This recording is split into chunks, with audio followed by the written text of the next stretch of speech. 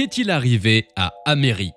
Amerie a été reconnue pour sa carrière musicale éphémère au milieu des années 2000, avant que son nom ne soit associé à Kourtney Kardashian pour être son sosie.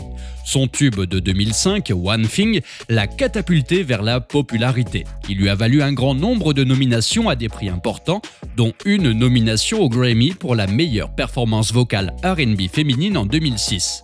Sa carrière a toutefois commencé à s'essouffler après quelques années. Elle est devenue une artiste indépendante en 2011 et n'est jamais revenue à la musique grand public depuis.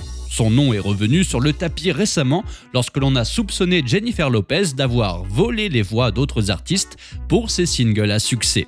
Cependant, Beyoncé fait partie de celles qu'on a accusées.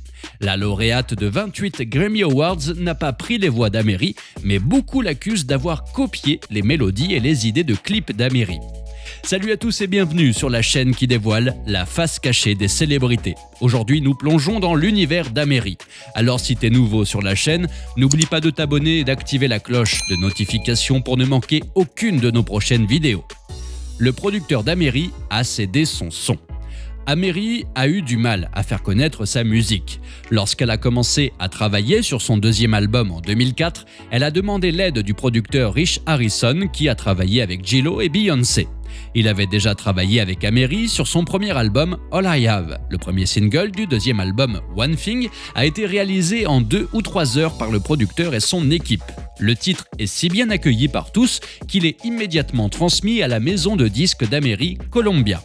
La maison de disques n'est pas satisfaite. Ils voulaient des refrains plus lourds. Amery et Harrison se remettent immédiatement au travail, essayant de peaufiner la chanson comme demandé. Chaque version qu'ils soumettent est rejetée par le label. Les gens ne comprenaient tout simplement pas, a déclaré la chanteuse. Après 6 mois d'enregistrement du résultat final, ils ont choisi de le diffuser auprès des stations de radio. Cependant, il semble que Columbia ait tenté de détruire le single car J-Lo allait réaliser son propre album Rebirth. Amery a reçu la sortie officielle qu'elle méritait après que les stations de radio aient refusé de retirer One Thing de leur playlist. La chanteuse de Let Us Get Loud a fini par interpréter Get Right, un autre morceau produit par Harrison. Les fans se sont doutés que tout était bizarre. Ils n'arrivaient pas à croire que Teyana Taylor n'avait que 15 ans lorsqu'elle a participé à la chorégraphie de cette vidéo de Beyoncé. Certains détectives de l'internet ont retracé le single Crazy in Love de Beyoncé sorti en 2003 à One Thing et Why Do Not We Fall in Love d'Amery. Dans une interview accordée à MTV en 2004, l'ancienne membre des Destiny's Child a déclaré que l'accroche du corps était ce qui avait fait de Crazy in Love un succès. Elle a déclaré « Il y a une ambiance go-go ainsi qu'une ambiance old school. Je n'étais pas sûr que les gens comprendraient. » Les fans affirment que la signature d'Amery était partout. Bien que Beyoncé insiste sur le fait que les spéculateurs exagèrent, beaucoup pensent que c'est louche puisqu'Harrison a d'abord travaillé avec Amery mais a ensuite été amené à Beyoncé et Kelly Rowland par Matthew Newell. Ils pensent également que lorsqu'Harrison a dit ceci à propos de Crazy in Love, il faisait allusion au son d'Amery. « Oui, je l'avais en studio », dit-il en parlant de sa recherche de l'artiste approprié pour la musique. « Je n'avais pas fait beaucoup d'achats parce que je ne voulais pas le sortir du sac avant qu'il ne soit tout à fait correct. Les gens ne comprennent pas et vous leur laissez un mauvais goût dans la bouche. C'était donc quelque chose que je gardais en réserve jusqu'à ce que Beyoncé m'appelle. » Amery a déclaré dans une déclaration sans rapport que vous n'entendez pas de gogo en dehors de DC. Elle parlait de la façon dont elle a fait en sorte que les gens de l'industrie aiment son gogo. Nous l'avons fait la première fois sur Need You Tonight, une chanson du dernier album, mais nous l'avons ralenti de manière significative. Et nous l'avons fait sur un morceau plus rapide cette fois-ci. Nous devons le faire à un rythme rapide, parce que lorsque vous l'entendez à la radio à DC, c'est rapide, ai-je dit. C'est donc un nouveau son pour tout le monde, sauf pour les habitants de la région de Washington, du Maryland et de la Virginie. Ils savent déjà de quoi il s'agit. D'après cette déclaration, les followers d'Amery ont conclu que Harrison s'est inspiré de leur collaboration. À part cela, les téléspectateurs ont remarqué que Beyoncé a commencé à imiter le style funk d'Amery dans ses clips musicaux à la même période. Cependant, comme Crazy in Love est sorti plus tôt, les fans de Beyoncé pensent que ces affirmations sont ridicules. Sur un forum de Lipstick Alley, un fan a écrit « Alors, où est le vol ? Parce qu'Amery était fiancée à Rich Harrison, mais n'a pas eu le courage de faire du gogo avant Beyoncé ? La chanteuse coréenne-américaine est depuis passée à d'autres projets comme la rédaction du best-seller du New York Times Because You Love to Hate Me et la gestion du Ameri's Book Club. Depuis 2011, l'auteur est mariée à Lenny Nicholson, ancien cadre de Columbia, avec qui elle a un fils de 16 mois, River. La véritable cause de la disparition d'Amery. Oh, les années 80, comme vous me manquez. Certaines des meilleures chansons de R&B ont été écrites pendant cette période, qui s'étend de 2000 à 2009.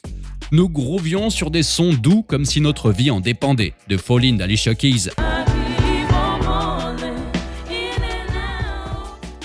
à We Belong Together de Mariah Carey,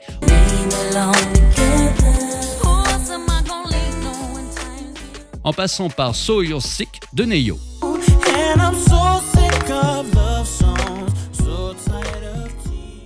La chanteuse de R&B Amery est l'une des musiciennes importantes qui ont connu le succès pendant cette période. Mais dès qu'Amery a sorti 2 singles consécutifs, elle a disparu de l'industrie musicale. Qu'est devenue la chanteuse mi-coréenne, mi-africano-américaine? Voici la véritable raison de la disparition d'Amery. Le succès est arrivé rapidement, mais il a été éphémère. Amery a sorti Why Do Not We Fall in Love à l'été 2002 et c'est devenu un classique immédiat. La chanson a grimpé dans le classement Billboard Hot 100, atteignant la 23e place avec des touches de R&B old school des années 80 et une voix chuchotante mais tout à fait angélique. Son premier album All I Have est sorti en juillet 2002 et le mois suivant, il a été classé 2e meilleur album R&B hip-hop par Billboard. Nous étions convaincus qu'Amery aurait un certain pouvoir de survie dans l'industrie après la sortie de Talking to Me. Peu importe qu'elle ne soit pas la chanteuse la plus puissante. Elle savait chanter, elle était de toute évidence une auteure-compositeur hors pair, elle savait danser et elle était magnifique. D'accord, Amery avait la recette gagnante pour rivaliser avec la carrière de Rihanna. Et elle a même remporté le Soul Train Award de la meilleure nouvelle artiste R&B soul ou rap. Cependant, ses succès ont commencé à s'essouffler pour une raison importante. Elle a dû se séparer de sa collaboratrice musicale. Elle a calomnié sa compagnie. Amery était frustrée par Columbia Records en 2007 et elle ne s'est pas retenue lorsqu'elle a déclaré à RWD, via That Grape Juice, que son label ne poussait pas Because I Love It aussi fort qu'il aurait dû. Elle a déclaré qu'elle était consciente de la façon dont elle voulait programmer la sortie de ses chansons et de ses clips afin de maintenir l'élan, mais le label a refusé de plier. J'aime le business, j'ai étudié le business et je leur ai dit que nous devions faire l'autre vidéo pour Crush après la sortie du titre Gotta Work. Parce que vous avez besoin d'un autre single quand votre autre titre atteint un pic. Ils envisagent de le faire l'année prochaine, mais je ne vais pas le faire. Je comprends que tout le monde a de bonnes intentions, mais le chemin de la perdition en est parsemé. Il n'aurait pas dû y avoir de lacune. D'où la question suivante. A-t-elle été blackballée parce qu'elle a mordu la main qui la nourrit? Faire cavalier seul. Amery a obtenu un contrat de production avec Iceland Def Jam Music Group en juin 2008, ce qui lui permet de sortir de la musique sous son propre label, Phoenix Rising. Tout ce qu'elle avait à faire maintenant était de commencer à sortir des hits, non? In Love and War, son 4e album, est publié en 2009.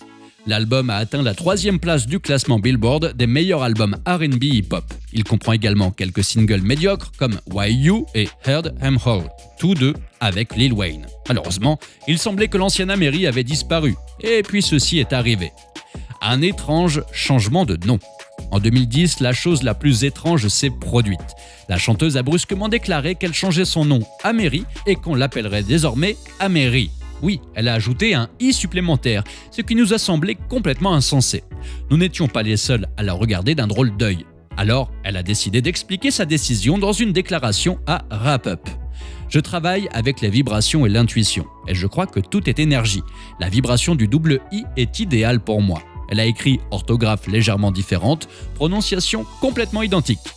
Lors d'une interview avec Pacific Rim Video Press l'année suivante, elle a été interrogée une fois de plus sur son changement de nom. Elle a répondu qu'elle avait fait cette modification pour des raisons personnelles, puis en est restée là. Elle est redevenue Amery sur son compte Instagram, alors qui sait ce qu'elle vivait à ce moment-là? Elle est devenue célèbre en tant que YouTuber.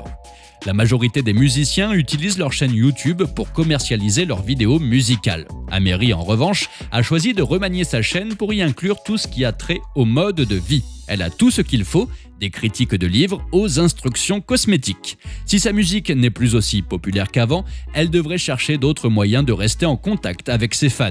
Elle a publié un livre. Laissez-moi me corriger. Elle est une romancière à succès du New York Times. Elle a collaboré avec un groupe d'autres écrivains en 2017 pour élaborer l'anthologie Young Adult Because You Love to Hurt Me, 13 Tales of Villainy. Selon la description du livre sur Amazon, 13 auteurs acclamés et à succès collaborent avec 13 booktubers influents pour réimaginer les contes de fées du point de vue des méchants, souvent incompris. Elle est une mère et une épouse. En juin 2011, Amery a épousé son amoureux de longue date, Lenny Nicholson, cadre de Sony Music. River Row, son premier enfant, est né en mai 2018 d'elle et de son mari. Elle est une vendeuse. J'ai découvert qu'Amery est un gourou des affaires en faisant des recherches sur ce qui lui est arrivé. River Row est un site web où elle propose sa propre marchandise. Vous pouvez faire le plein d'une pléthore de produits approuvés par Amery, notamment des sweats à capuche, des t-shirts et des tasses à café. Son premier amour est toujours la musique. Elle sort encore des chansons, croyez-le ou non. Elle nous a intrigués avec la notion de Cymatica Volume 1, un CD consacré à la musique électronique et à l'androgynie. Confus? Oui, vous n'êtes pas le seul, mais cela n'a pas d'importance pour le moment car le disque n'est pas encore sorti. Puis elle a commencé à parler de Because I Love It Volume 2, qui a également été mis au placard.